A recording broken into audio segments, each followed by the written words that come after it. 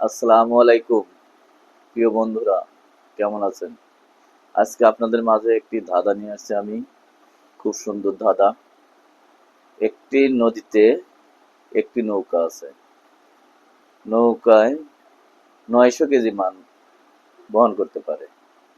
তে স্বামীর ওজন 900 কেজি, স্ত্রীর ওজন 900 কেজি, মেয়ের ওজন 450 কেজি, ছেলের ওজন 450 কেজি, মোট 2700 কেজি। তারা এখন পার হবে নদীটা। নদীটা পার হলে 900 কেজির উপরে নৌকাতে নিতে পারবে না। নদীটা কেমন করে পার হবে তারা, এইটা ধাঁধা আপনাদের কাছে রইলো। সবাই কমেন্টে জানাবেন, অবশ্যই জানাবেন।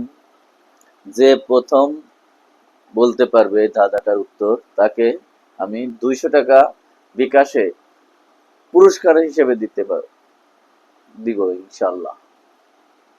ওকে।